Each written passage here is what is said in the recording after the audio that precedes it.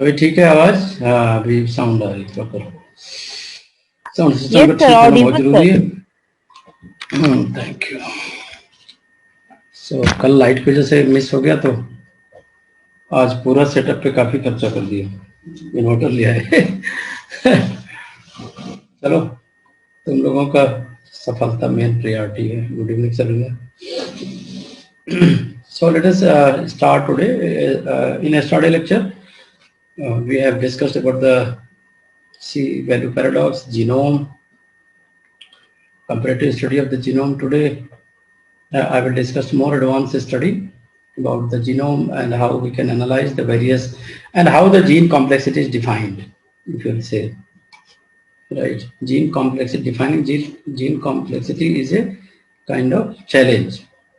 So how the scientists got to that idea, okay, how this complexity can be solved. So I was discussing, Afrin, you told me yesterday na, that this Yes, was sir. non-coding sequence. So out of the non-coding sequence, which one is the measure? So this was the transposon.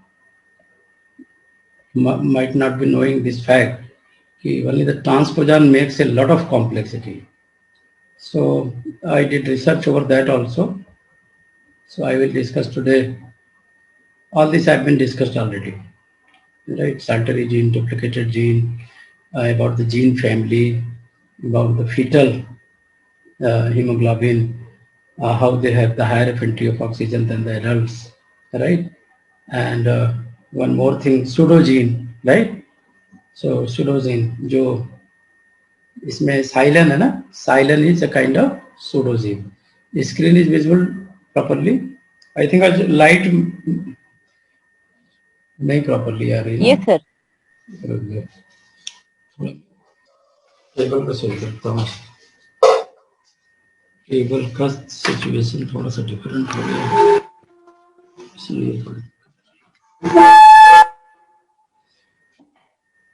I think now it's okay. अभी ठीक है.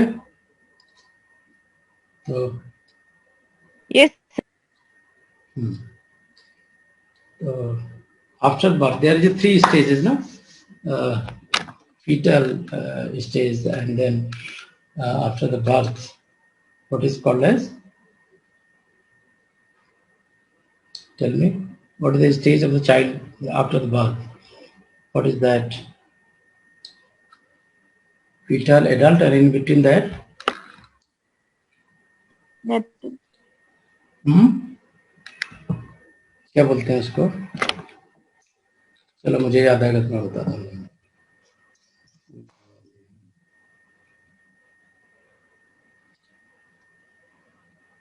Okay, हाँ, neonatal भी बोलते हैं. Yes. So fetal hemoglobin requires more oxygen, and that's why the nature changes their oxygen carrying capacity. And about the gene family, we have discussed that there are beta globulin gene family, and there are various stages of development of the duplication of the genes, so that hemoglobin carrier affinity, oxygen carrier affinity should change. And in corona time, when everyone is asking about the oxygen, fetal should not undergo such kind of problem, because already they have nature equipped them with a better oxygen facility. So how this duplication is possible? So we discussed that there is an unequal crossing over, because of that the duplication of the beta globin gene was possible. Okay. And then how the clustering, what is the gene cluster? So this question was asked in CSIR 2019. And what is the definition of pseudogene? Who will tell me the definition of pseudogene?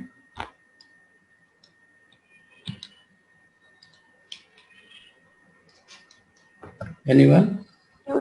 pseudogenes are non-functional, not harmful. Non-functional, non-harmful. But how will you define them?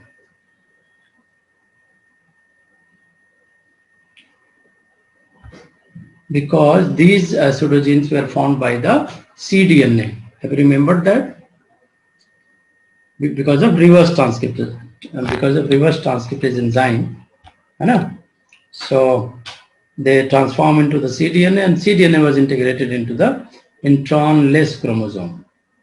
And because they were non-functional, not harmful, so they are passing from one generation to next generation, right? So what is the tandemly repeated genes where they are present? Tandemly repeated genes are present in rRNA, tRNA, and histones. Histone is very important because we will study in detail in the Monday classes. Okay, and tomorrow will be the test, and I think I have allotted a test. No one had attempted. This is very alarming situation. All right, if you are not attempting test, how will you score yourself? How will you judge yourself? Right. So don't mind if score is low or high. Just appear and check yourself, and what again go and study.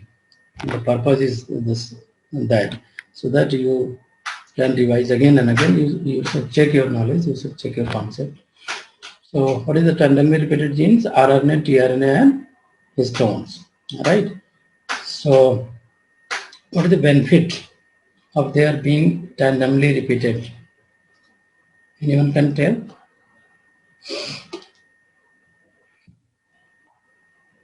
What is the benefit of these?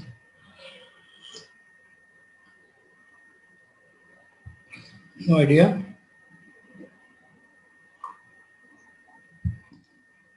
Revise नहीं कर रहे हो ना, सारे बोलते जा रहे हैं. तो हमने बताया था, we have discussed that how the exon duplication is there because of unequal crossing over. There is a gene duplication, and then this is the scenario of beta globin gene, how they were replicated from early evolution to current situation, right? So this is the parent chromosome, and they are undergoing recombination, that is unequal crossing over, and then they are presenting as a duplicated gene, right? So what is the simple transcription unit? We have discussed the simple transcription unit, what they should have, what the features should they have. Anyone have the idea?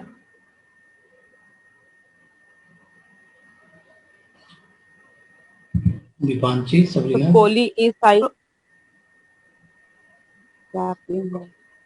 How this would be different from the complex transcription unit? The next question is that. इसलिए ध्यान से बोलना.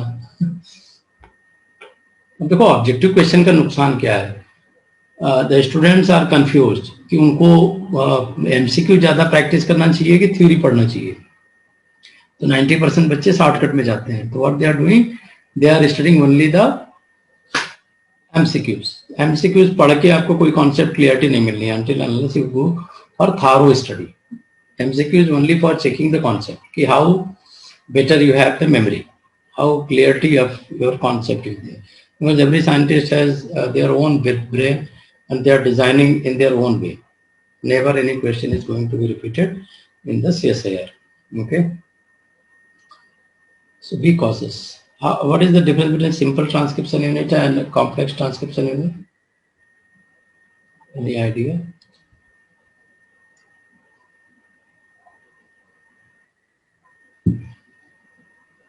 So simple transcription unit में just your a simple operon, right? This is a kind of simple operon where you can see control regions are there, right?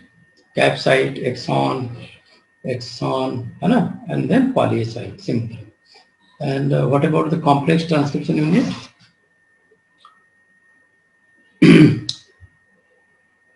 How this is different?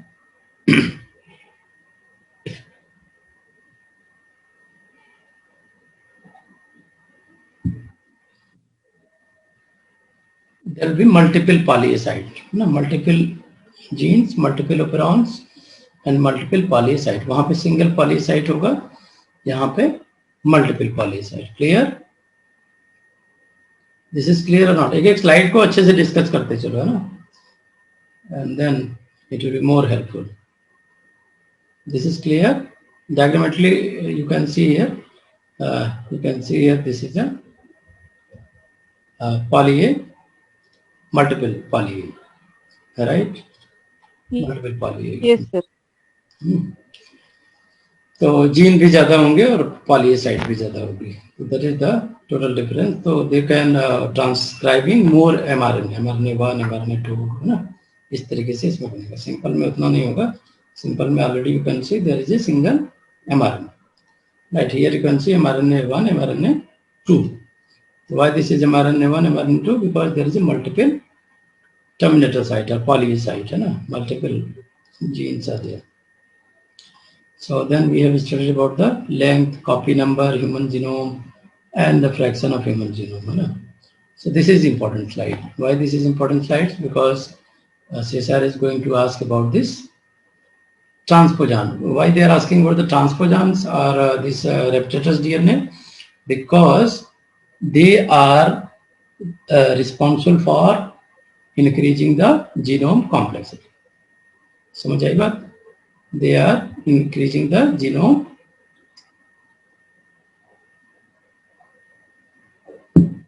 complexity. ठीक है. इनकी genome complexity कैसे बढ़ती है? You can see what are the percentage. This fraction is very very important. You can see line. We are focusing over the line. The line is around 21%, right? Science 13%. Simple sequences very low. DNA transposons very low. LTR retro transposons are little bit high, 8%. And process pseudogenes only 0.4%. Okay. So human beta globin gene cluster, you can see already we have discussed such kind of question have been asked. What is HBB, HBG, है ना, HBG1, HBG2, HBE1. तो ये सारा वही है जो हमने बताया था, फीटर हीमोग्लोबिन है ना, एडल्ट हीमोग्लोबिन, राइट. तो beta, gamma fraction, eta fraction ना, there is a lot of fractions, है ना. तो white portion is a pseudogen. Pseudogen is represented by gamma, beta 1. ये नोट कर लो. And these all are ALU site. What is ALU site?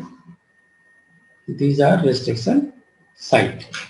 This question was again asked in the CSIR. What is open reading frame? Open reading frame. What is the difference between operon and open reading frame? Any idea?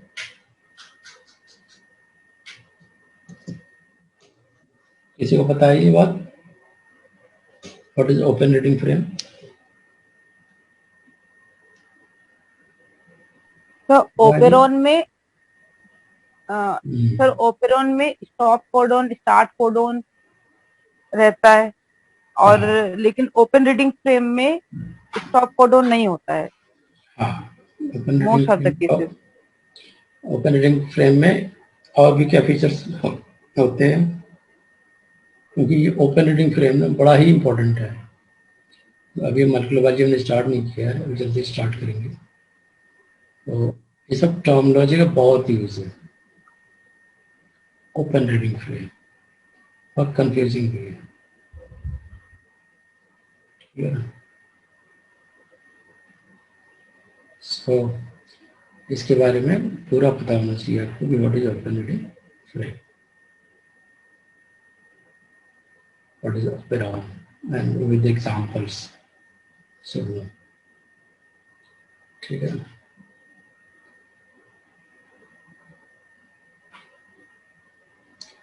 तो ये continuous translation हो सकता है. अगर आप stop codon बोल रहे नहीं होता है तो they can undergo continuous translation. That's why they are called the ORF, open reading frame. तो दोनों नहीं होता, स्टार्ट कोडन होता है क्या इसमें? चलिए, मेरे ख्याल से दोनों होता है ना. तो किसमें स्टार्ट कोडन भी होता है, इसमें स्टॉप कोडन भी होता है अपने. ओपन रीडिंग फ्रेम में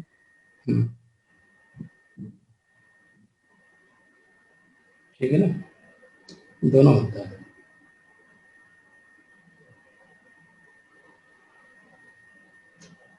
क्योंकि अगर आप ORF बोलोगे कब, ORF बोल ही नहीं पाओगे ना, जैसे ये कह रहे हैं tRNA जीन, ठीक, तो हाउ यू विल कंसीडर कि this is a tRNA gene if there is no start codon? So this is a start codon and stop codon. Both should be there. Then you can specify this is a open reading flag. Here. Akshika करेगी, अक्षिका को message करो.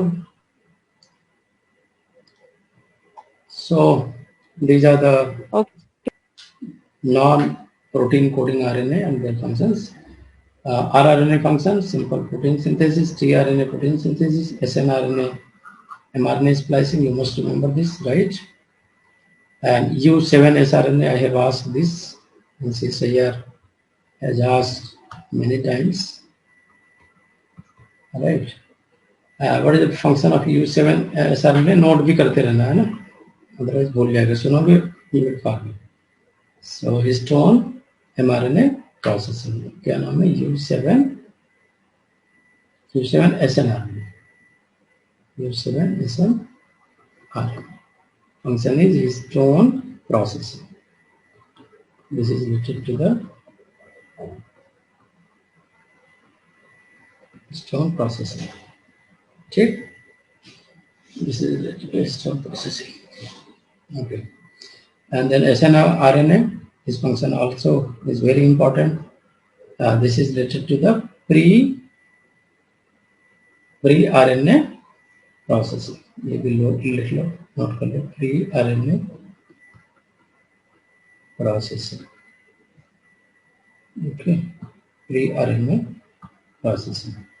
miRNA का भी function पूछा गया है. What is the function of miRNA? Regulation of gene expression. Gene expression. GIST. What is the function of GIST?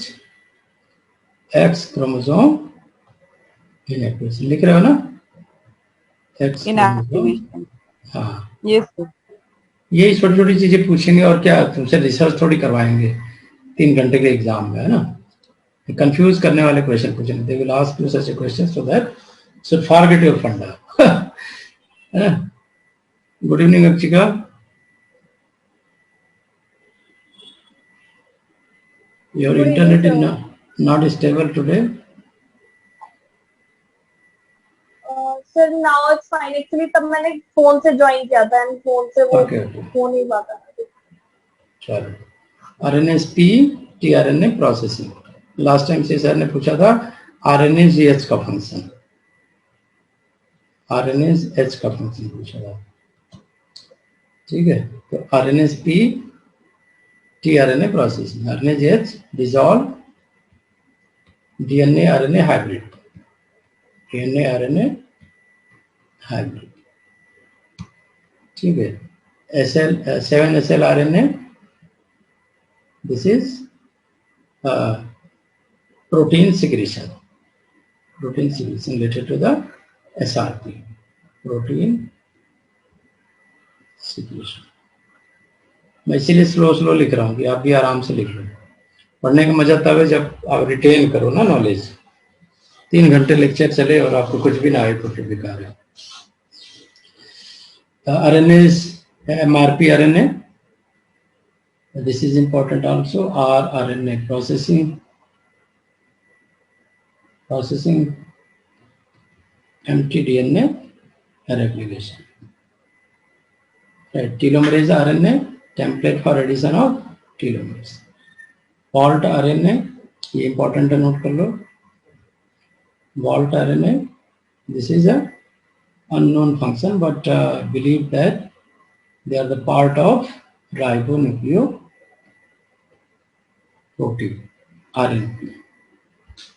RNA, right? H19 function unknown. They can ask this one also. What is the function of H19? So you can guess. Don't guess.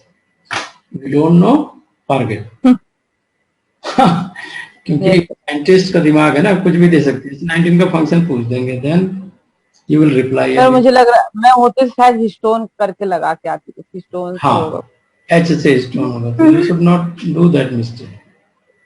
ठीक है ना, आपको वो mistake नहीं करनी।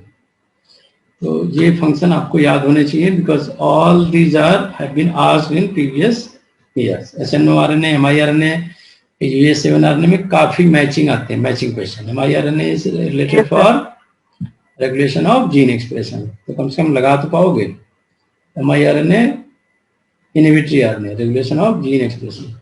SNO-RNA RNA modification. U7S-RNA histone processing. rRNA processing.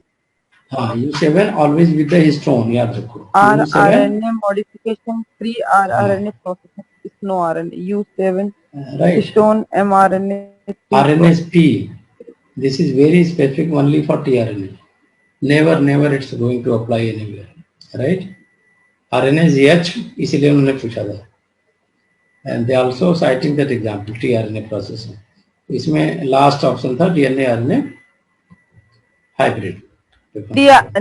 हाँ, DNA RNA hybrid को, RNA को कट करता है। हाँ, ये क्वेश्चन सॉल्व कर लिया था सबने? हाँ जी सर, एक बार पिछले वाला साइड। ठीक है।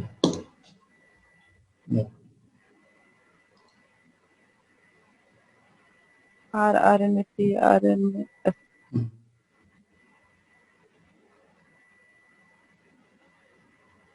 राजलक्ष्मी लेट हो गई आज।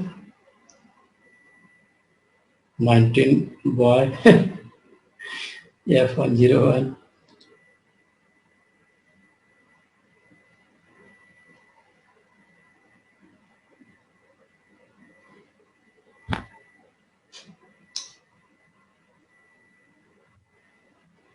माइटोकॉन्ड्रियल डीएनए रेप्लिकेशन में कौन इंपॉर्टेंट है वो भी ध्यान रखना।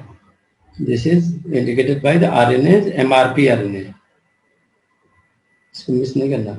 This is related to the mitochondrial DNA replication. Mitochondrial DNA replication, हाँ, RNA, MRP RNA।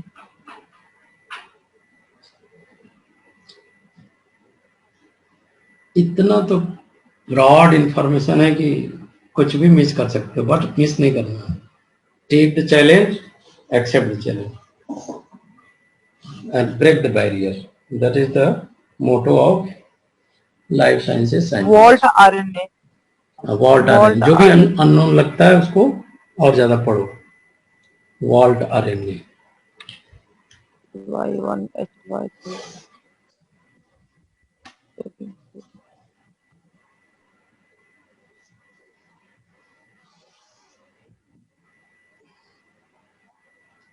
and take immediate step if you are failing anywhere। हाँ बोलो सर। rRNA जो है वो कोड नहीं करते, नॉन कोडिंग RNA है, प्रोटीन को नहीं कोड करते, तो ये तो करता है non protein coding RNA। RNA tRNA को छोड़ के बाकी तो प्रोसेसिंग में है, वो एक्सेप्शन है। RNA tRNA ये तो प्रोटीन सिंथेसिस में है, इसको छोड़ के बाकी सारे क्या है? Non protein coding RNA। Non protein coding RNA term ही तो फंसाता है एग्जामिनेशन में ना। They are asking new terminology. Non protein coding RNA कौन से नहीं है, दे दिया लिस्ट पूरा, है ना। Then RNA tRNA they are coding for protein, but all other are involved in enzymatic function, है ना, either regulatory function or है ना a processing function or secretion, है ना। telomerase RNA, there is another RNA telomerase RNA, have you seen this? ये देखा आपने? telomerase RNA they are responsible for template for addition of telomers। template for addition of ये CSIR में कम से कम 7-8 बार पूछ चुका है। 7 to 8 times this question has been asked। telomere, role of telomere।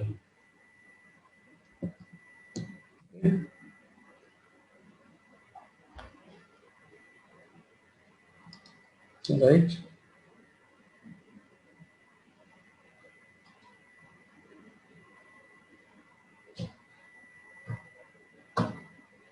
लिख लिया बेटा?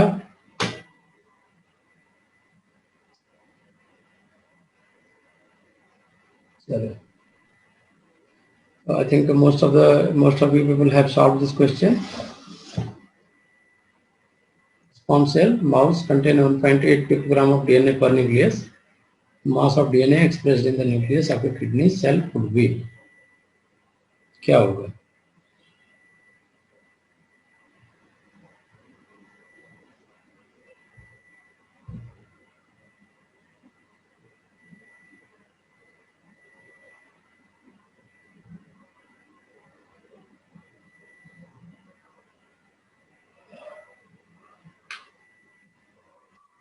तो क्या होगा?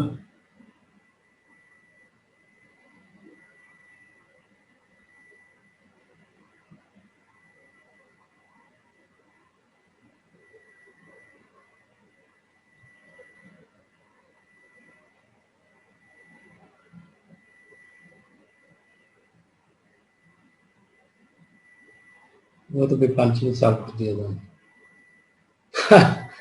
हाँ 33.6 है ना, ये पता चल गया सबको। n is 1.8 picogram, so 2n will be 1.8 into 2. Simple calculation. ठीक है, clear? And this question can be asked, what is the 1 picogram of DNA? What is the size of 1 picogram of DNA?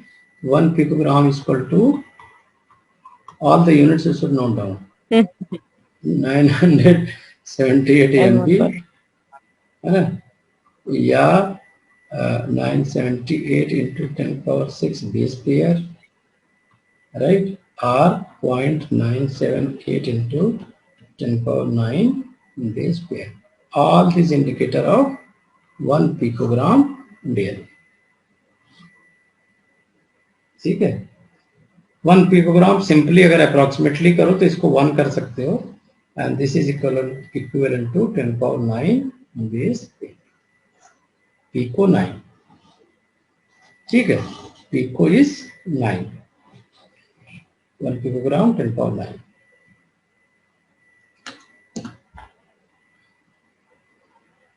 Clear? So you can see this is the situation of human genome. Gene occupy 25% of human genome. Intron is 24% and exon is only 1%. Other are intergenic DNA and repetitive DNA. That's why मैं कह रहा था ट्रांसपोजान का बहुत बड़ा role है ये genome complexity को बढ़ाने में. So biggest role in the increasing the genome complexity is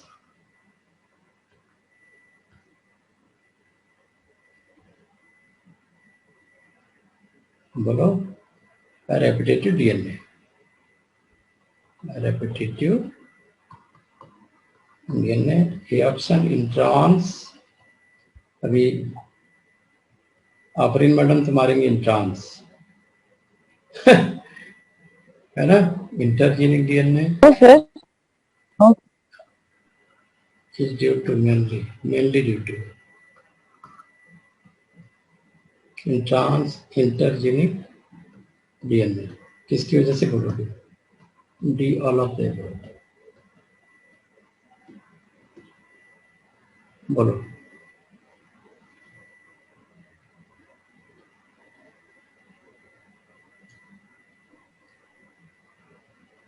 बोलो, 1 मिनट का टाइम मिलता है सीसी, not more than that.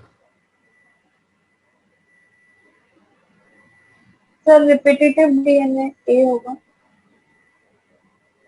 Mainly due to this, और अगर मेनली वर्ड नहीं यूज करता तो ऑल.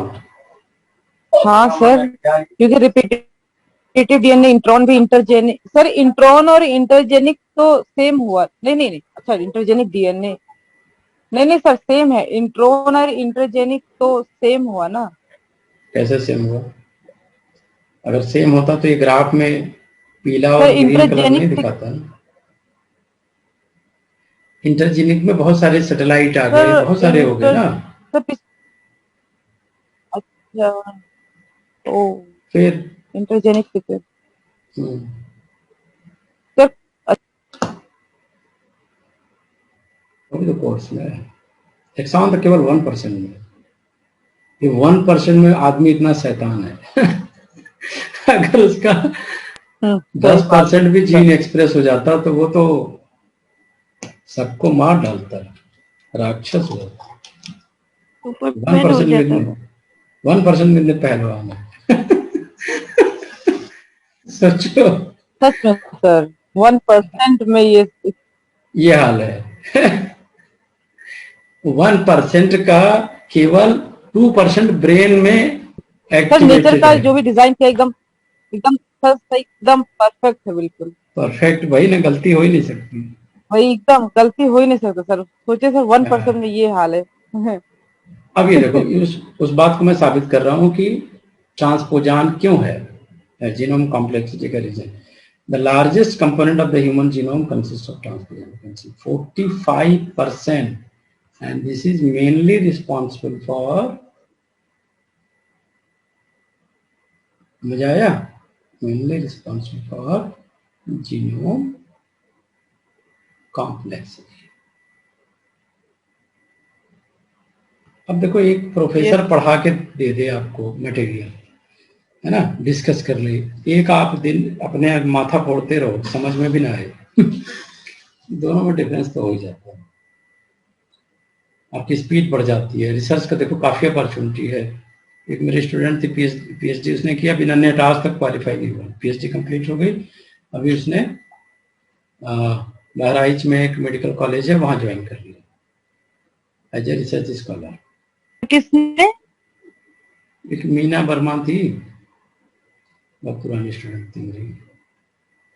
अच्छा अच्छा यानी मतलब लाइफ में हमेशा सीखो स्पीड देना, डोंट वेट फॉर एनीथिंग, ठीक है ना, बिकॉज लाइफ इज ओनली 1% ठीक है ना।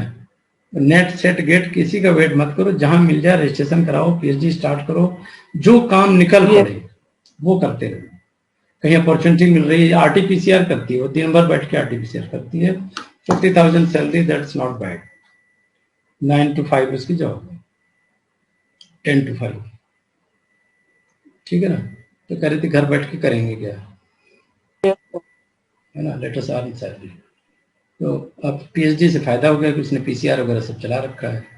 तो अगर मान लो शॉर्टकट ये है कि you can learn the PCR, है ना, लर्न द पीसीआर, या किसी लेबोरेटरी में किसी की अपॉर्चुनिटी ढूंढ के काम ही निकाल लो, भाई हम चलो आरटीपीसीआर करेंगे आपके साथ प्राइवेट में, 2-3 महीने कर लो, फिर गवर्नमेंट में कहीं अपॉर्चुनिटी मिलती है देने को ना अप्लाई, क्योंकि गवर्नमेंट अभी खोलने जा रही है पूरा, ठीक है ना, भयंकर भयंकर वैकेंसी आ रही है मेडिकल में।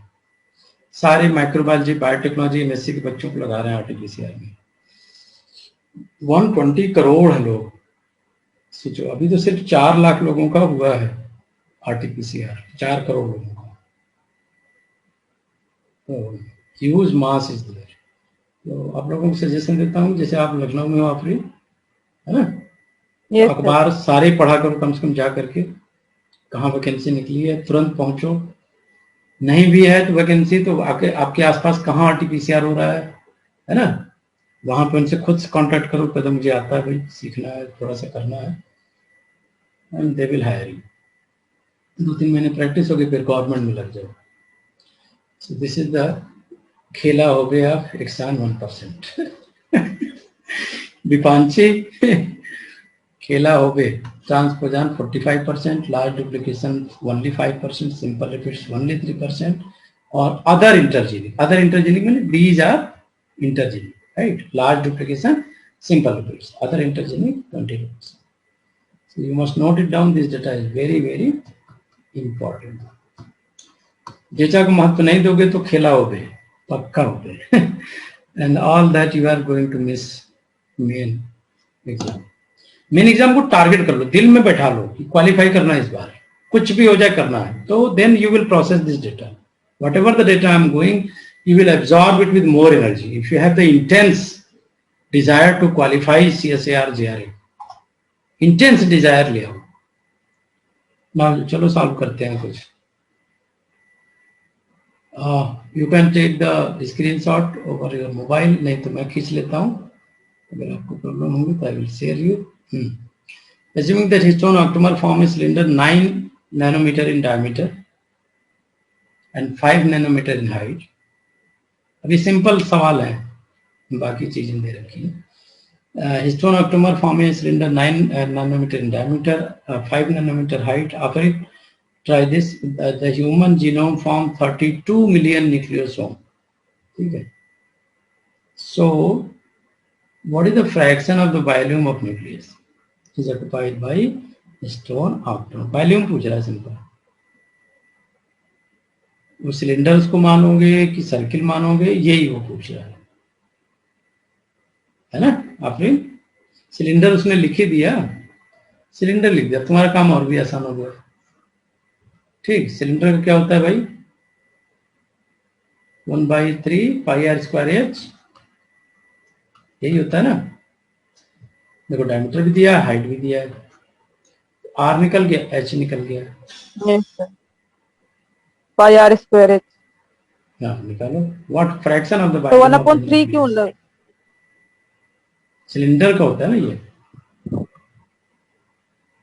तो volume of cylinder pi r square H.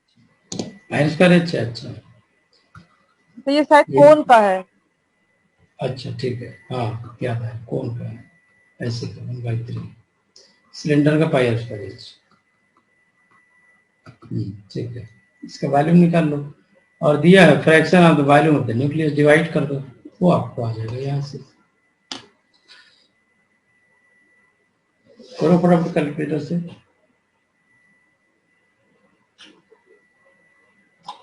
पाई हो गया 3.14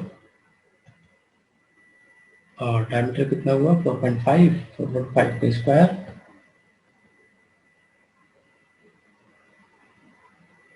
and h is the 5 nanometre. Nanometre दोनों है ना, 5 कर लो. लेकिन नैनोमीटर को आपको कन्वर्ट करना पड़ेगा माइक्रोमीटर में, तब जाके आप डिवाइड कर पाओगे, क्योंकि ये जो यूनिट आएगी इन द नैनोमीटर.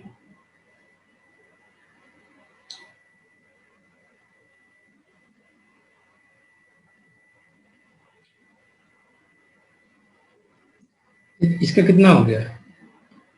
4.5 4.5 मल्टीप्लाई करो,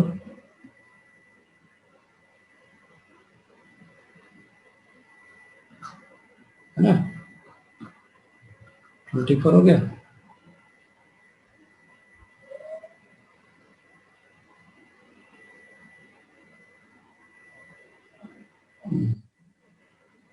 सर रेडियस तो 3.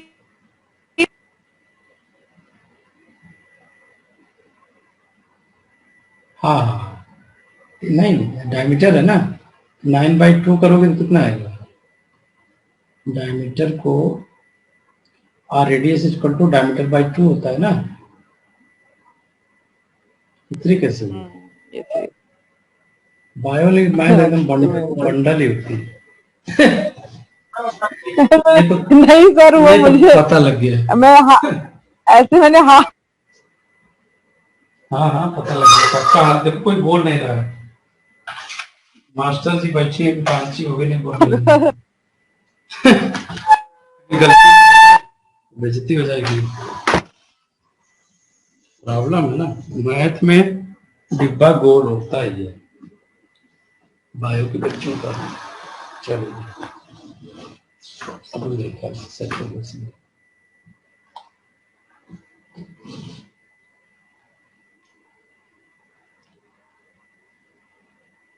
कोई आंसर बता नहीं रहा है. दीपांशी करी ए है 1/21. वॉल्यूम ऑफ न्यूक्लियस करके बताओ ना. 317 आ रहा 317 आ रहा है. Yes sir. 317 तो नैनोमीटर आया ना.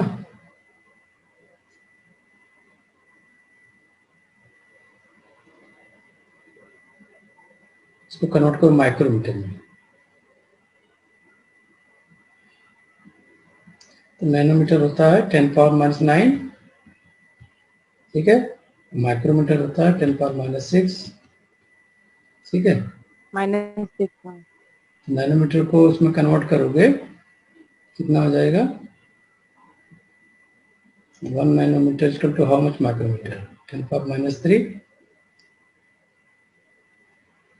नहीं 1 माइक्रोमीटर इक्वल टू 10⁻⁻3 नैनोमीटर ना, 10+3, राइट।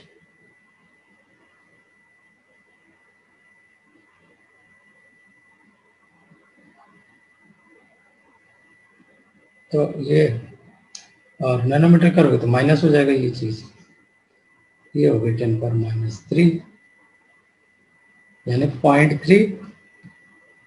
0.3/6, 3/60 कितना बना?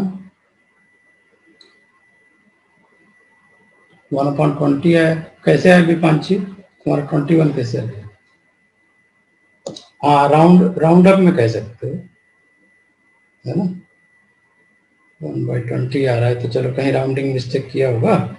जैसे हमने इसको 0.317 को डायरेक्टली 3 ले लिया, तो मे बी दैट है ना, करेक्ट, राइट।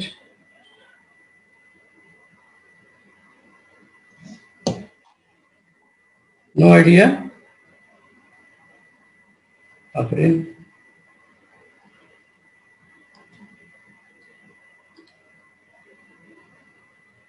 Yes, sir. है ना, तो अप्रोक्सीमेटली हो जाएगा। Lakshika, is it clear? Yes sir. चलो, तो दिमाग खुल गया थोड़ा सा ना। एक मैथ कर लो तो पूरे दिन भर की कसरत के बराबर। अप्रिल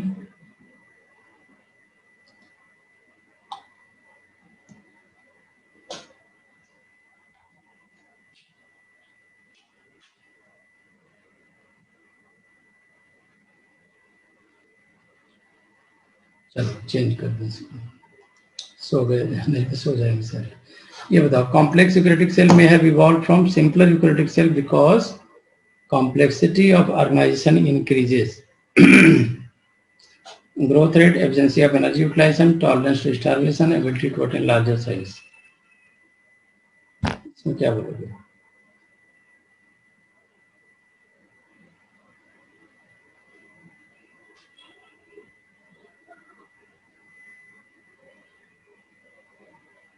मेरी आवाज आ रही है ना? कोई बोल ही नहीं रहा है। Yes sir. कौन सा ऑप्शन है इसमें? चेक करो।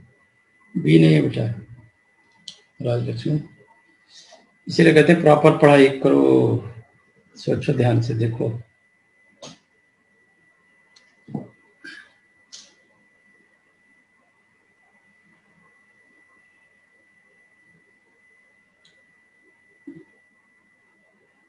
Any other guess? Vipanchi D, ठीक है, ability to attain larger size, ठीक है ना, ये क्लियर हुआ? इसका ऑप्शन डी करेक्ट है।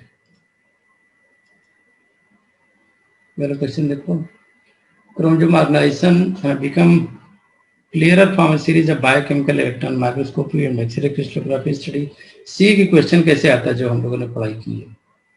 When interface chromatin is isolated in low salt buffer and observed under electron microscope, 11 nanometer bead or string organization is seen। Interface chromatin directly observed under electron microscope shows 30 nanometer fiber and histone are depleted from metaphase chromosome and visualized under electron microscope. It shows a huge number of very large lobes associated with the scaffold। Following interpretation can be made from this। पढ़ पाए कि मैं फिर से पढ़ूं? 11 nanometre beta string organisation देखा इन्होंने electron microscope में। Interphase chromatin directly observe electron microscope then source 30 nanometre fibre. कहते हैं अगर जब उसी को डायरेक्टली देखा गया तो 30 नैनोमीटर फाइल, लो सॉल्ट में देखा तो 11 का था। When histone are depleted from metaphase chromosome, अब हिस्टोन पूरी तरह हट गया है, and then visualize under rectangle, it shows a huge number of very large loops, बहुत सारे लूपस फोल्ड दिखते हैं। तो what is the reason, है ना, क्या is formed when nucleosomes are brought closer by scaffold, correct है ये तो करेक्ट लग रहा है, क्योंकि solenoid be down sting structure था, हिस्टोन वाज देयर, तभी 11 नैनोमीटर फाइबर की पैकिंग हुई। अब अनपैकिंग होगी तो फर्दर होगा। 30 nanometre interphase brought closer by scaffold, ये डाउटफुल है, तो ये पता नहीं है। 30 nanometre interphase chromatin found by zigzag organisation of nucleosome of 11 nanometre, ये सही हो सकता है, ठीक है ना। 30 नैनोमीटर आ जाता है 11 nanometre. 30 nanometer fiber make a solenoid packing to form the metaphase chromosome. Wrong. 30 nanometer fiber gets organized into loop due to SARS. SARS का पता है तुम्हें? Scaffold region, scaffold attaining region इसको कहते हैं SAR. Getting is a scaffold protein and coming closer. This is correct. So which one is correct? Offering. तुम्हें ज्यादा intensify होना बेटा, है ना, डी करेक्ट, इसमें कोई डाउट है? हेलो सर आर तो गलत, हाँ तो गलत है, ए भी गलत है, तब पी भी गलत है, हाँ तो क्यों ऐसा हुआ फिर? क्यू क्योंकि और सर एस सही है, हाँ क्यू और एस सही है।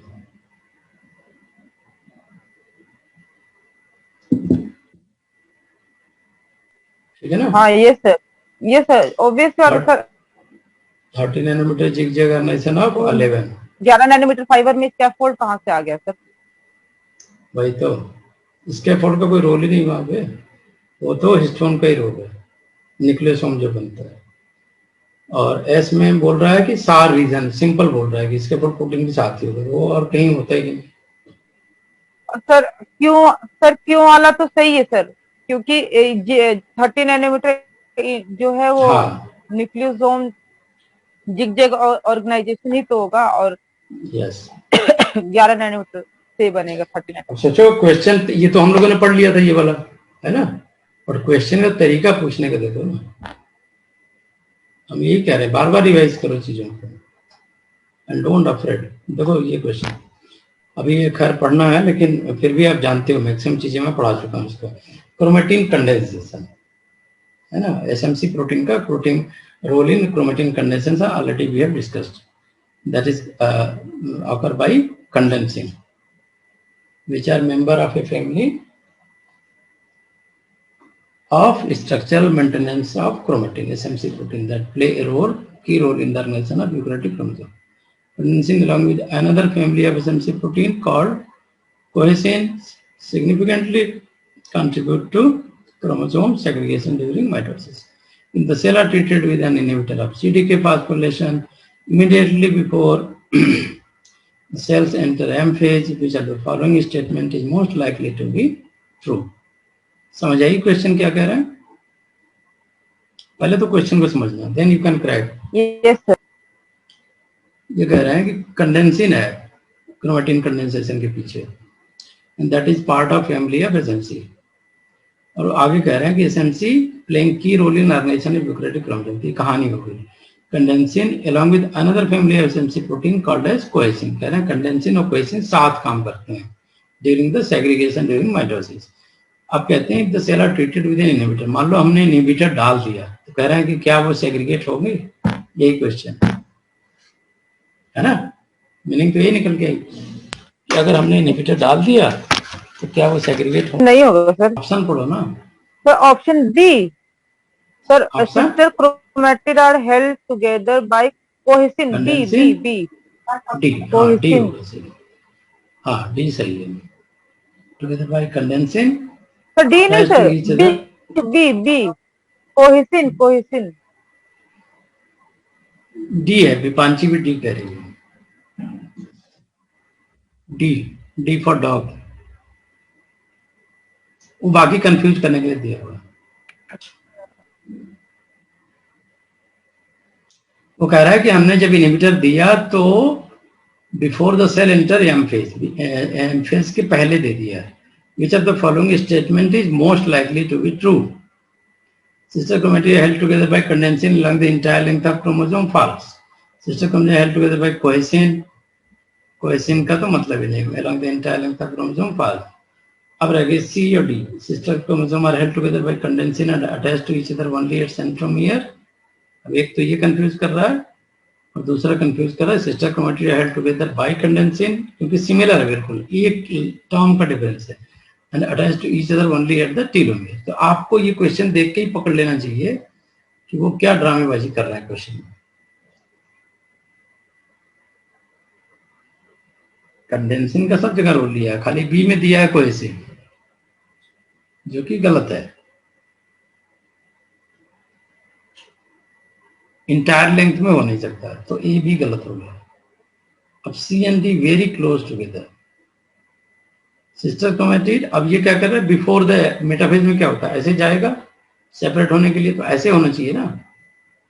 आपको ये मुझे याद है, मैंने इसकी मॉलिक्यूलर बायोलॉजी पढ़ाई थी during the cell cycle.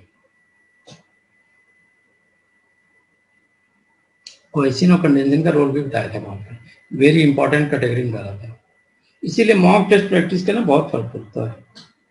I truly believe in mock test. Without mock test you are going to forget each and everything. This is wastage of time without mock test.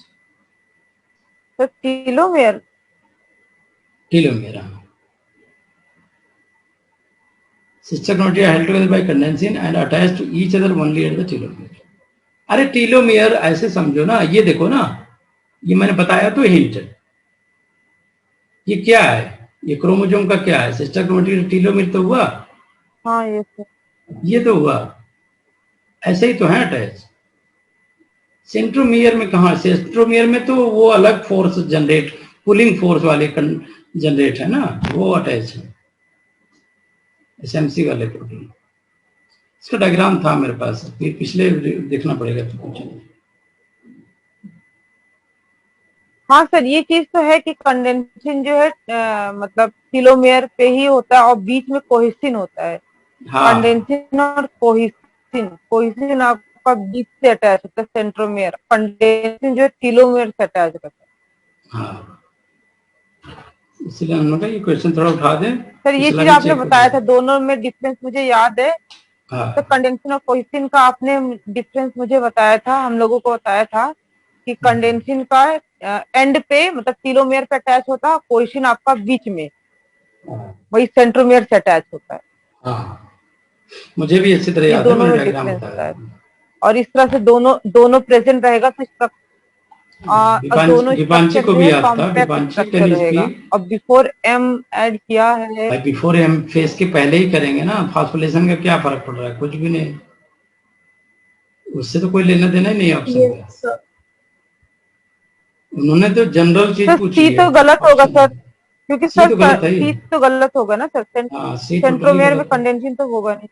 फिर cohesin along the entire length of the chromosome, condensin sir D होगा option.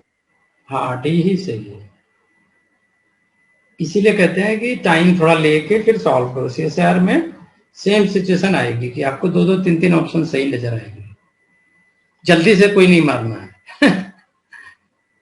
जो भी confusing है, एक से ज्यादा 2 option cancel करने का सोचो पहले कि why I should cancel 2 option. 2 option में दोनों को मार्क कर दो, बाद में रिटर्न होके, लेकिन वो चूंकि पेपर पेन वाला तो है नहीं, तो आपको करना ही पड़ेगा। पेपर पेन में कितना स्कोर उठा दिए बच्चे, देखो ना 99 चला गया है। 100% पेपर सॉल्व कर दिए, ऐसा तो है नहीं। अब जैसे इंटी स्कोर का फार्मूला है कि जैसे मान लो एक बच्चे ने 80% सॉल्व किया, ठीक है ना, लेकिन उसका जो टोटल आएगा पॉपुलेशन के हिसाब से या उसके हिसाब से, तो वो बनेगा उसका 99%। अब इन्होंने फार्मूला मुझे लगता है चेंज किया है ना, इस वजह से स्कोर, क्योंकि पहले बच्चे हो सकता है कोरोना में बहुत ही कम बच्चे बैठे, ठीक है ना, और कोविड-19 नहीं था तो बहुत 6 लाख बच्चों को मेरे पास डेटा तक बैठते हैं। अभी 2 लाख बैठे थे सिर्फ कोरोना कोविड-19 में, तो 4 लाख तो बैठे नहीं, तो वो भी इसलिए एनटीए स्कोर भाग गया, क्योंकि उनके फॉर्मूला में है total number of students appeared. Now you can see the type of defect, proportion of genetic defect caused. Missense nonsense mutation की वजह से 58% हाईएस्ट है ना, highest defect arises in the human being because of missense nonsense mutation. इसीलिए ज्यादातर person nonsense होते हैं, ऐसे याद कर लो। 58% पर्सन क्यों क्या होते हैं, nonsense. 10% defect splicing, regulatory defect केवल very very less, small deletion 16%, small insertion very less 6%, large deletion 5%, large rearrangement 2%। अब आती है बारी कॉट कर्व की। तो इसके पहले I want to tell you what is the house keeping gene. House keeping gene पूछा हुआ था ना सीसीआर में, what is the house keeping gene, why they are called the house keeping. House keeping gene का मतलब होता है made, जैसे हमारे घर में मेड आती है तो हाउस कीपिंग उसको बोलते हैं, right Akshika, am I right? Yes, sir. And there are other genes called as the luxury genes. Sir. What is the difference between that? Housekeeping gene and luxury gene. Sir housekeeping तो जो basically हर चीज को organise करते हैं और उसे better तरीके से रखते हैं। हाँ, gene that are commonly expressed. Luxury genes जो सिर्फ particular, yes sir, and sir luxury genes are those who work for a particular. No. Housekeeping gene don't maintain cellular function. You can say कि always they are expressing themselves. So always expression रहेगा. Always, that's why this is also called as a conscious. जैसे glycolysis वगैरह always. हाँ, वो बंद नहीं होगा कभी, वो हमेशा चलता रहेगा. That's why they are called as housekeeping. Yes. क्योंकि हाउस कौन है, हमारा बॉडी है, और उसको कंटिन्यूअसली एक्सप्रेशन चाहिए. एंड लग्जरी जीन क्या है? जैसे ग्लोबिन, ओवाल्बुमिन, है ना, particular cell function, particular gene, particular cell function, this is related to the luxury. Note कर लिया? What is the house keeping gene? House keeping versus luxury. Housekeeping मतलब always. Corona में देखो, जिसने मेड लगाई थी उसका बुरा हाल हो गया, जो खुद काम करता था तो वो मस्त रहा. भाई बिकॉज वो हमेशा सारा काम करके चली जाती थी, पता भी नहीं लगता था. अभी सारा काम जिसको करना है, जैसे मुझे, मैं तो 16-17 साल मेड से ही काम करवाया. मेरी वाइफ करती थी ना, हम करते थे. अभी वो भी अपना करती है, मैं भी अपना करता हूँ. तो that is housekeeping. Luxury gene, specialized gene, specialized function. Specialized gene for specialized function. अच्छा आफरीन, तुमने सुना होगा कॉट हाफ. कॉट हाफ सुना है ना? Yes sir. What is rot half? है, सही नहीं सुना है. यही तो रिसर्च करके ले आया मैं आज. रॉट हाफ, ये डायग्राम पड़ा है ना सामने, ये रॉट हाफ का डायग्राम है. When we are making hybridization between mRNA and cDNA, then this is called as the rot half. ठीक है. सीसा देखो, मैंने कहा कॉट हाफ तो बहुत पूछ चुका है. Now they can ask you what is 4-5 नए बच्चे आए थे, भाग गए 2 ही मिनट में। वो बताओ कैसे क्वालिफाई करेंगे? अजीब अजीब तरह के लोग हैं। 58% तो nonsense from the data I am saying, है ना दीपांशी, एम आई राइट? 58% तो नॉनसेंस है, बाकी रॉट है जिनका mRNA and cDNA is going to hybridise.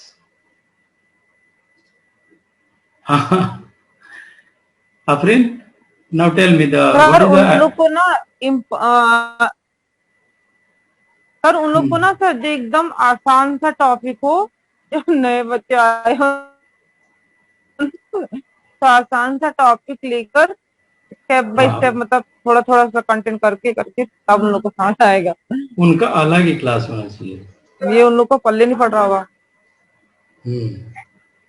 इतना हाई फाई से ये हो सकता है। 20 से कोई इंसान आता ना तो ऐसे समझ, 20 से ना तो ऐसे इंसान को समझ नहीं आएगा क्या चीज है क्या नहीं है। मैंने अभी तो शुरू भी नहीं हुआ था, अभी 2 मिनट नहीं हुआ एंड दे लेफ्ट।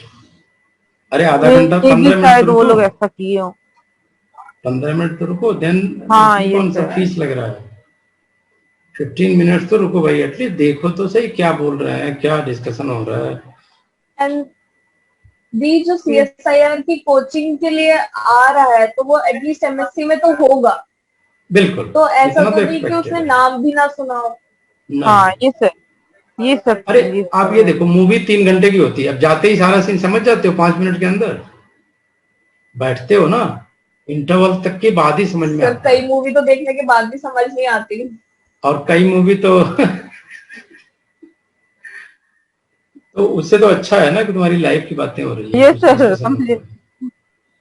उस मूवी से बकवास मूवी हमने देखा। मूवी क्या बनाते हैं? मूवी को उनको टॉपिक 3 ही चीज होती है, मर्डर, कोई रैकेट, ड्रग, नशा, माफिया, जेल, है ना, या तो लव स्टोरी। लव स्टोरी में ऐसा सीन फंसाएंगे कि जो कि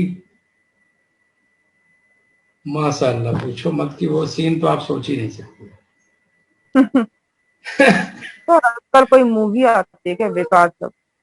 मैं पुरानी मूवी देखना पसंद करती हूँ।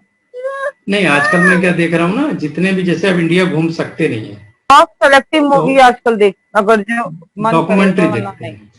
डॉक्यूमेंट्री हाँ, देखते हैं, लोगों की ये लाइफ अच्छा होता है। स्टाइल, फंक्शन, बिहेवियर, है ना। जैसे अभी आज मैं देख रहा था उड़ीसा का, वो जो हाथियों का एक बहुत बड़ा पार्क है ना, उसको मैं देख रहा था। वहाँ के लोगों का कल्चर, फंक्शन, उनकी लिविंग, कैसे उन्होंने डेवलप किया। फिर पांडवों ने, जहाँ पे इधर पठानकोट में एक जगह है मुक्तेश्वर धाम, तो वहाँ पे पांडवों ने वनवास किया था, तो उन्होंने 1 साल में क्या क्या डेवलप किया वहाँ पे रह के, मैथोलॉजिकल चीजें में देख रहे हैं। सो देखो, क्लासिकल सी वैल्यू पैराडॉक्स अगर देखोगे तो दे आर इंक्लूडिंग एवरीथिंग, है ना। Introns in the gene responsible for the paradox, entailment of the gene, pseudogene. कहानी मेरे ख्याल से जो रेगुलर क्लास कर रहा है मेरा, उसको तो क्लियर हो गई होगी ना। रॉड का समझ में आ गया बेटा? रॉड का नोट कर लो। ये रॉड के बारे में इतना ही इंफॉर्मेशन आपके लिए बहुत है। अब इसको मैं और भी एक्सप्लेन कर देता हूँ, right. What do you mean by the rod?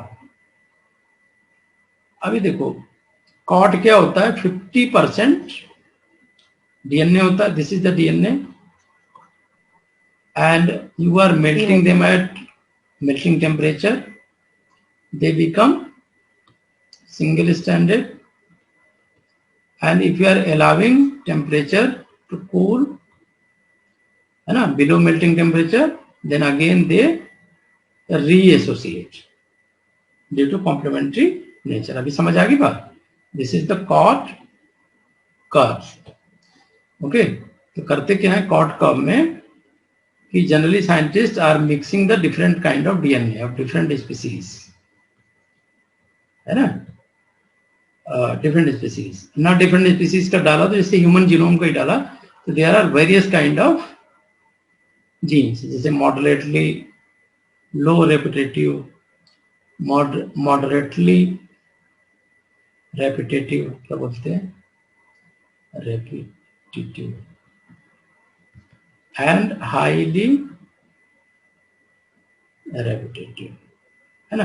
मान लो इस तरह की जीन, ह्यूमन की जीन ले लिया एंड सबको आप रीएसोसिएशन काइनेटिक्स में डालते हो तो 50% अगर इस डीएनए का उन्होंने हाइब्रिडाइज किया, सो if they are going to anneal or hybridize at least 50%, this is called as the Cart half. Okay, CO means concentration, time means time. CO means concentration, time means time. Similarly, there is a rot.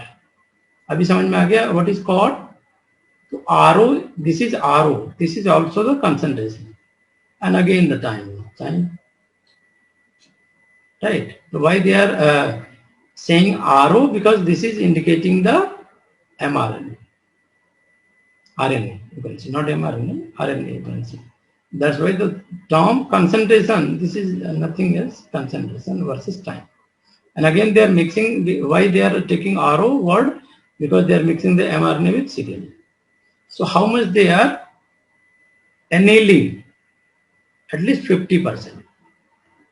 50%. तो 50% जितना combine करेंगे कितना time लगा, तो they are watching in the different component, first component, second component, final component. यहाँ पे 50% rot of 0.0015 value, second component 15% rot of 0.04. अब rot अगर आप पूछ लो, कितनी भी कोचिंग के बच्चे होंगे किसी को कुछ पता नहीं होगा, क्योंकि कन्वेंशनल पढ़ाई हो रही है, बहुत पुरानी चीजें बता रहे हैं, आउट ऑफ डेटेड चीजें बता रहे हैं, रिसर्च की चीजें बता नहीं रहे हैं. इतना मेहनत करे कौन? उनका प्रिपेयर्ड नोट्स है, उनका सेट ऑब्जेक्टिव क्वेश्चन है ना, बच्चे अपना डाउनलोड कर ही जा रहे हैं, पढ़े जा रहे हैं, उससे कुछ आना नहीं है. तो then they are struggling till last age, 28 last age है ना सीएसआर की.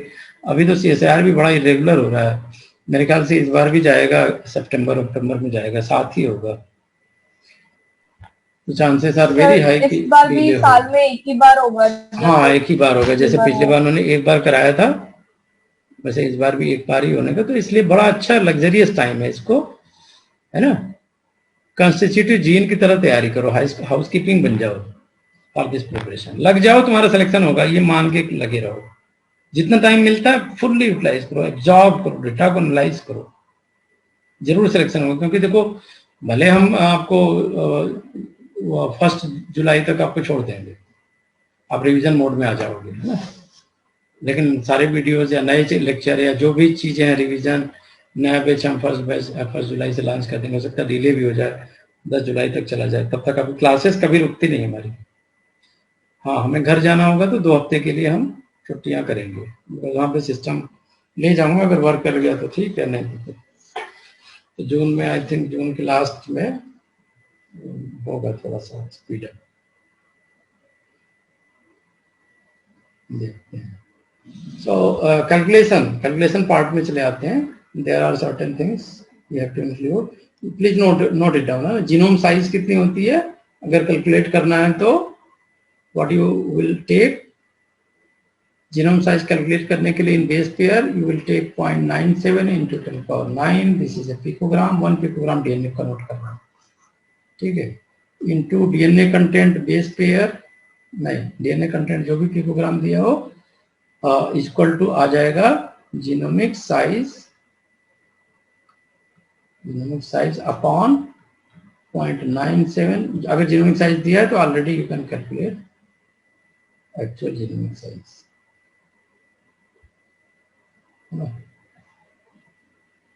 Upon 978 into 10⁹. What is the mean relative mass of one nucleotide pair? This is around 650. Mean relative mass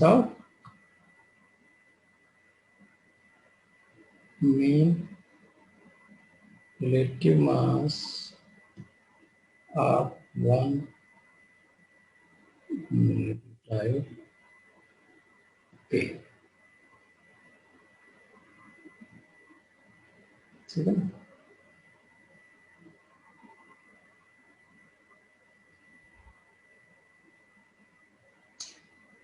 Genomic size can be measured as either the base pair of the mass DNA or in haploid chromosome set, where 10 power 6 base pair is equal to 1 mega base pair.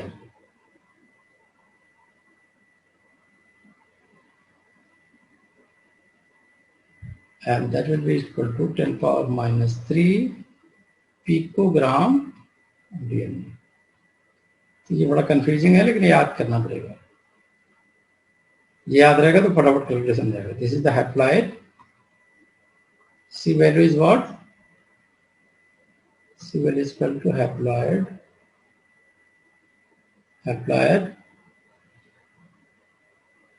Chromosome set.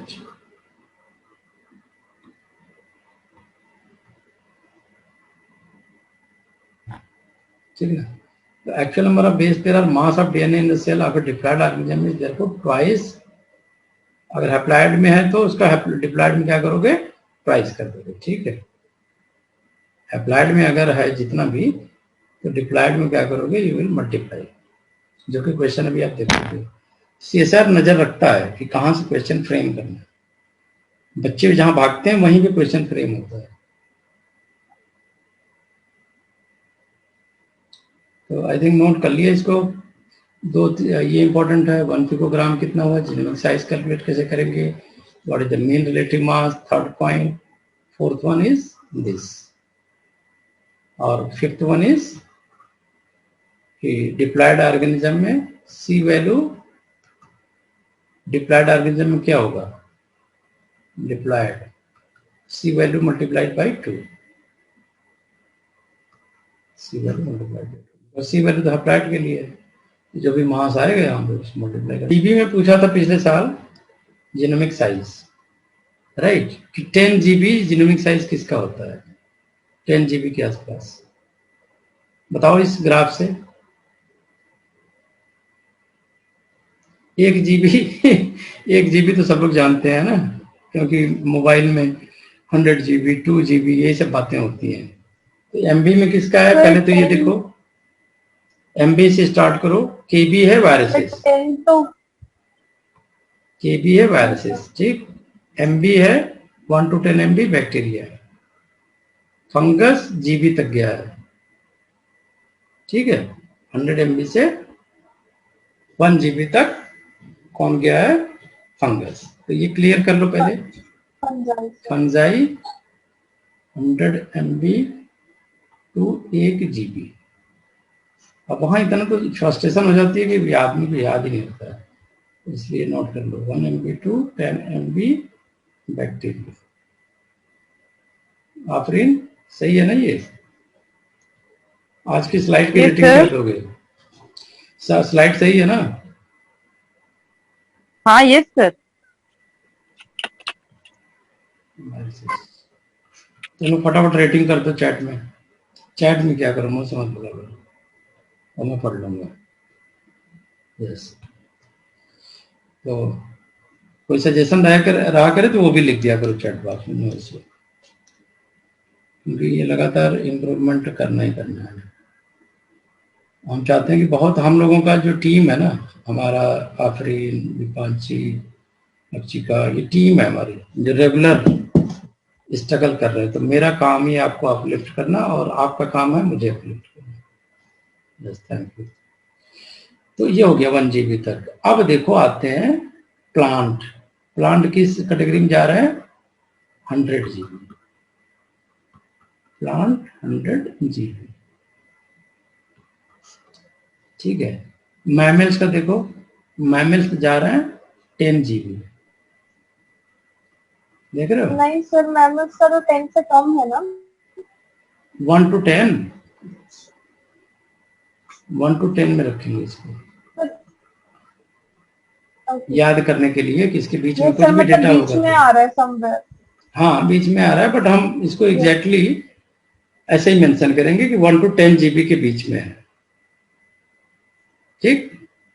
अरे भाई objective question में देखा ना आज की 5 GB 10 GB, तो दोनों option रहेगा तो कम से कम हम वो कर लेंगे ना कि क्या लगाना है।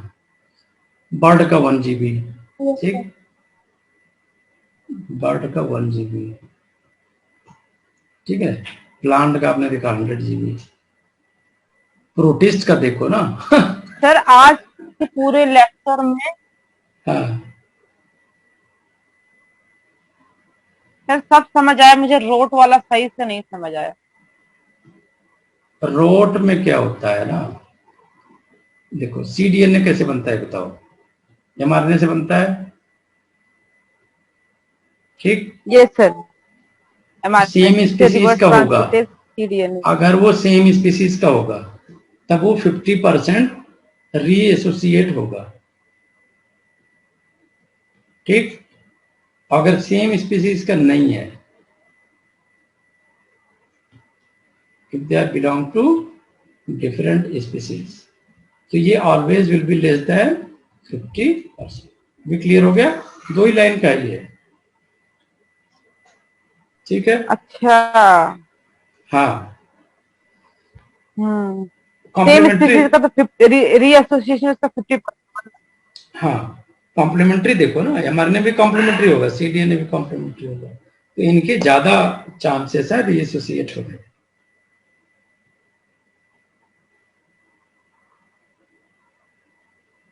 ठीक है, या डिफरेंट mRNA सेम स्पीसीज का भी होगा तो वो अपने ही cDNA को जाके बाइंड करेगा, ना कि, बात समझ रहे हो। तो जो भी होगा अगर रिलेटेड नहीं है, इवन सेम स्पीसीज है डिफरेंट mRNA, ठीक है, तो they will have different cDNA, इसका मतलब, ठीक, ठीक है ना। तो जो सेम होंगे उनका तो 50% होगा, और जो डिफरेंट होंगे उनका लेस देन 50 होगा, कभी 10 होगा, कभी 1 होगा, कभी 15 होगा, है ना। तो that meaning they belong to different, जी डिफरेंट फंक्शन। अभी क्लियर हो गया।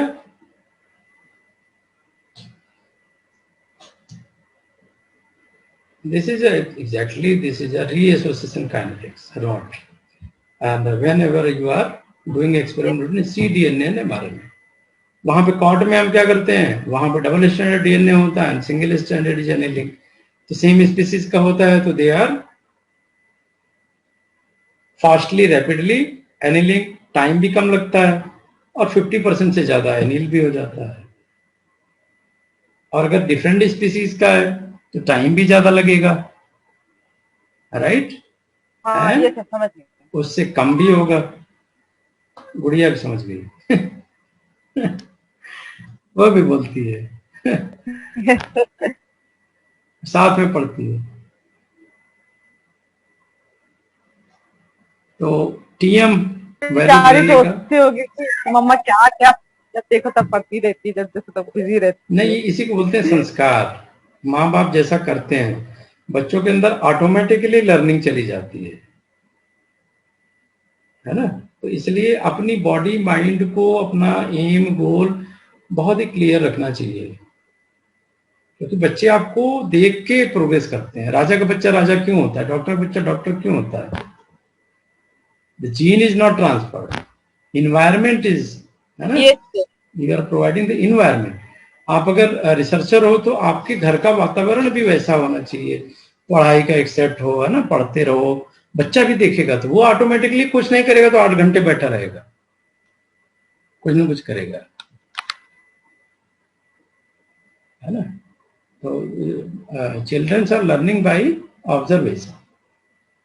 अब स्कूल क्यों भेजते हैं? स्कूल का कॉन्सेप्ट भी चलो चौपट हो गया। अब तो स्कूल में ये होता है कि जो तेज बच्चे होते हैं उनको देख के बच्चे सीख जाते हैं, टीचर तो पढ़ा के चला जाता है। जो बच्चे तेज होते हैं उनको देख के स्लो वाला बच्चा इंस्पायर होता है। बस इतना ही है स्कूल का फंक्शनिंग।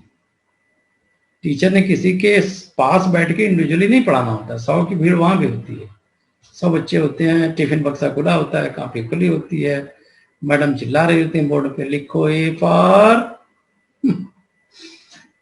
पीछे से बच्चे बोलते हैं एप्पल, तो सारे बच्चे जो चुप रहते हैं वो भी बोलते हैं। This is called as the TM, 50% melting. Now you can see TM is dependent totally not on the AT rather than on the GC content. So you can see E. coli DNA is having the 50% GC, right? So average base composition GC content can be determined from the melting temperature of DNA. तो इसका formula पूछा हुआ था CSIR में, how to calculate TM. कैसे करते हो बच्चों? Yes, याद है? छोटी छोटी बात मुझे याद है ना, मैं एक बार हाँ, क्वेश्चन देखता हूँ। Sir 4 into G plus C plus 2 into 2 into A plus T 4 G plus C. This is 4 G plus. देखो अर्चिका एफर्ट बहुत अच्छा करती है, मुझे यही बहुत अच्छा लगता है। टाइम पे एनरोल करना, रेगुलर क्लास अटेंड करना और सीखना, प्रैक्टिस करना, है ना। बस मॉक टेस्ट ही नहीं देती है बाकी सारा काम करती है। तो बहुत प्यारी है सर। हाँ, बहुत स्वीट नेचर है, बहुत स्वीट नेचर। और प्रोग्रेस करना चाहते हैं, ऐसे बच्चे प्रोग्रेस करना चाहते हैं तो आप बढ़ते भी हैं। स्ट्रगल जो नहीं करेगा तो लाइफ का मतलब क्या है? Every day is morning, every day is evening. तो हमारे लाइफ में every day we should grow. Sir मुझे बहुत प्यारी लगती है हाँ, नहीं स्वीट है। थैंक यू दी। दीपांची भी बहुत प्रोग्रेसिव है, बहुत हार्डवर्क करती है, सुबह शाम तक इतना हार्डवर्क करती है कुछ नहीं। But she never missed classes, और पढ़ाई भी करती है, डिस्कस भी करती है, अलग से वीडियो भी देखती है, नोट्स भी देखती है। तो एफर्ट जो करेगा आगे बढ़ेगा। देखो all the field are biology, you are struggling for that biology, तो बायोलॉजी आनी तो चाहिए, है ना, from every perspective. Because no one knows कि क्या सिचुएशन है, कोई गारंटी थोड़ी नहीं कि कोई जॉब लगी जाए। तो then if you know, if you have the better knowledge, you can struggle, you can. क्योंकि मेडिकल वाली फील्ड तो बंद होनी नहीं है, क्योंकि गवर्नमेंट का उससे बेनिफिट होता है ना। और पीएमटी बायोलॉजी का भी स्टार्ट कर सकते हो अपना YouTube channel.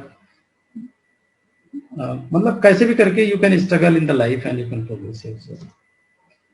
But if you know, if you really have the knowledge.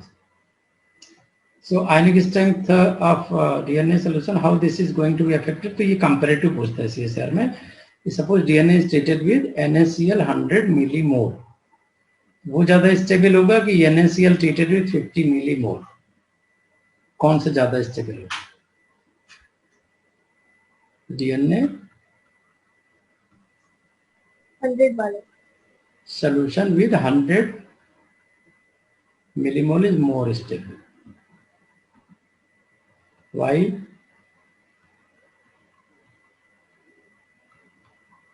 उनको डीनेचर नहीं होंगे ना जल्दी से, उनकी स्ट्रेंथ काफी बढ़ जाएगी। हाइड्रोफोबिक है ना, यहाँ पे तो हाइड्रोफोबिक है ना, तो कम है, तो इजिली डिस्टर्ब हो जाएंगे, right.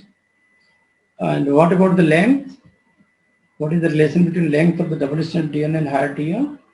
So TM is directly proportional to the length. TM is directly proportional to ionic strength. Ionic strength more, TM will be more or less.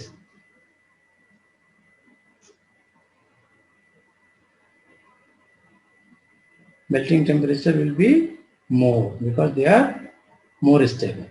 Ionic strength more, this is directly proportional. If DNA length is more, then also melting temperature will be high. तो you can see this graph. ये graph देखिए, आपको CSIR में पूछा है, एक दो बार पूछा हुआ है शायद, I am not remembering correctly, कि ये दोनों में से किसका TM हाई है? बताओ, 1 और 2 में से किसका TM हाई है, किसका लो है?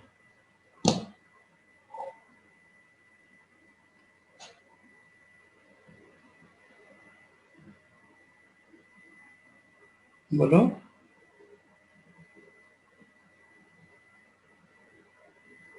डायग्राम दिख रहा है कि और जूम करो? Yes sir. देखो, दोनों TM में से किसका सबसे बेस्ट TM है, सबसे अच्छा किसका है, सबसे हाई किसका है? रेड वाले कि ग्रीन वाले?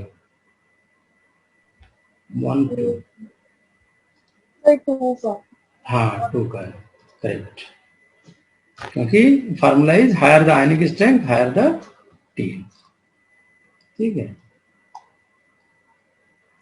सो अगर कोई चीज ऐसी चीज डालते हो जो कि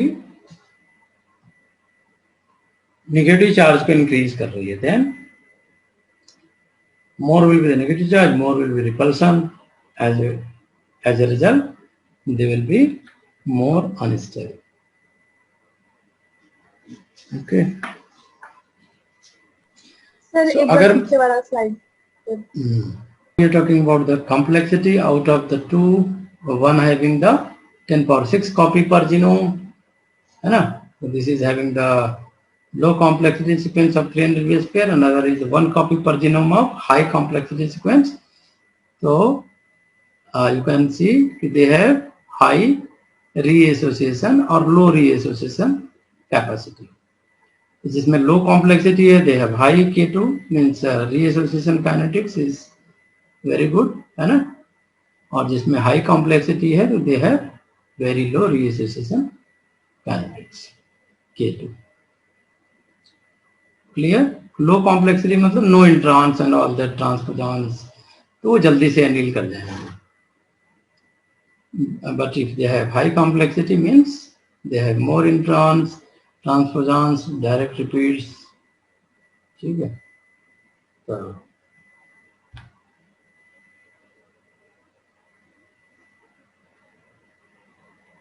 So already we have discussed in the COT curve what you can find if they are belong to the same gene, human gene. Then you can see there are 3 type of DNA can observe: single copy, mostly 75%, repetitive 15%, and satellite tandem 10%. So you can identify by their curve. So this is the 0 time very fast 10%. This is satellite portion, right? ठीक है. और intermediate आप देख रहे हो, this is a 15%, and this region, this is the, ये पूछा हुआ है सर कि this is which region? This is the single copy, a unique region, unique DNA, single copy.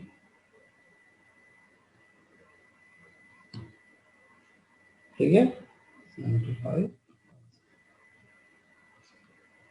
ठीक है. इसके बारे में सर ने पूछा हुआ ग्राफ देखो.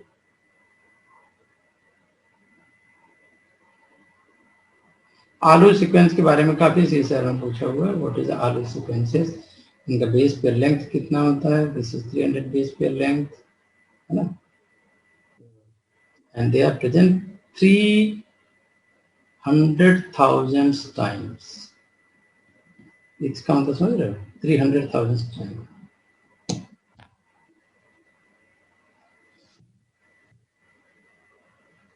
तो single copy, most genes and housekeeping genes कह सकते हो,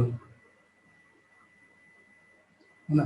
repetitive interspersed 15% that involve आलू sequences, VNTR. DNA fingerprinting में किसका यूज होता है? VNTR का, right? VNTR use in DNA fingerprints.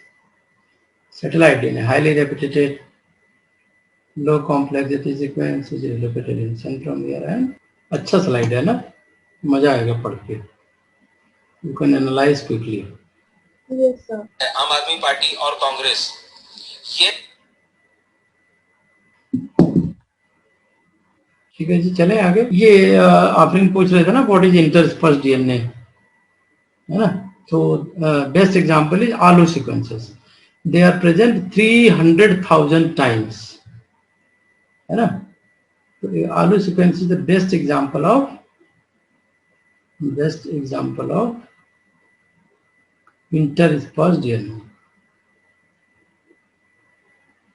Interspersed DNA. And tandem DNA is related to the microsatellite, mini satellite event. इन सबों का बेस पेयर पूछा जाता है। मिनी सैटेलाइट का 5 से 10 बेस पेयर है, इसका 100 बेस पेयर है, राइट। टैंडम रिपीट्स देखो TTA G ट्रिपल G, फिर ये रेड में देखो सेम रिपीट्स है ना, टैंडम रिपीट्स। यहाँ पे देखो गैप है, ये कंटिन्यूअस है, this is continuous repeat, this is continuous repeat. अब ये क्या है, दिस इज गैप, इसीलिए इनको इंटरस्पर्स कहते हैं या डिस्पर्स कहते हैं। Gap is not noticed in the tandem repeats. Clear है बच्चों?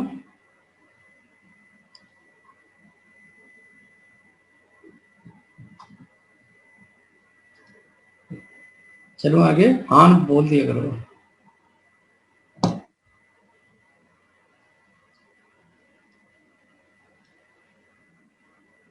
यहाँ पे थोड़ा क्लियर है, MB में है ना, हैप्लॉइड जीनोम के हिसाब से this is the E coli 4.2 MBP haploid acid,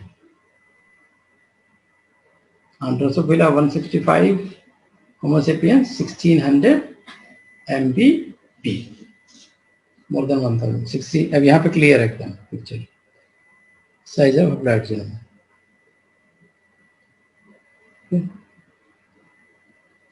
And size of human genome is around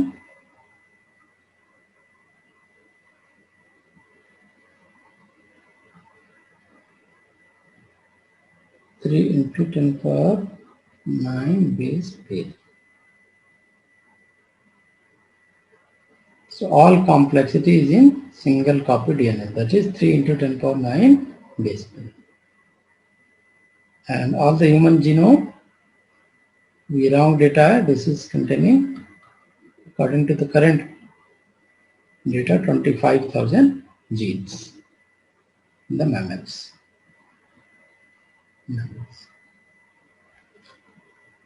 Okay, Craig Venter was the responsible for running the Human Genome Project, and then he published the data in Nature. Human Genome Project. और एक बड़ा famous project चला था HapMap. What is HapMap? Any idea? HapMap कल मुझे बताओगे, मतलब Monday को। ये होमवर्क ले लो, आज यहीं पे एंड करते हैं क्लास में, क्योंकि डिस्कशन अभी बहुत पड़ा हुआ है।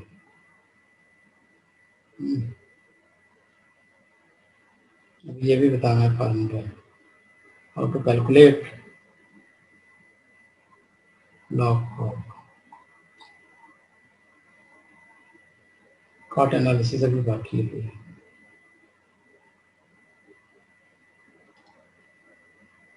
ठीक है ना? हाँ चलो, ओके, थैंक यू। सर हाँ जी। सर आप कह रहे थे आपने कोई बुक ढूंढी है MCQ की और मैथ की ना? एंड सर आपने दूसरा भी बोला था कि जिससे MCQ की आप प्रैक्टिस कर सकते हो। वो शेयर किया हुआ मेरे ख्याल से, ऑलरेडी मैं देख रहा था, मैंने शेयर किया। चलो मैं चेक कर लूंगा, होगा तो मैं अपलोड कर दूंगा। ठीक है, चलो, थैंक यू।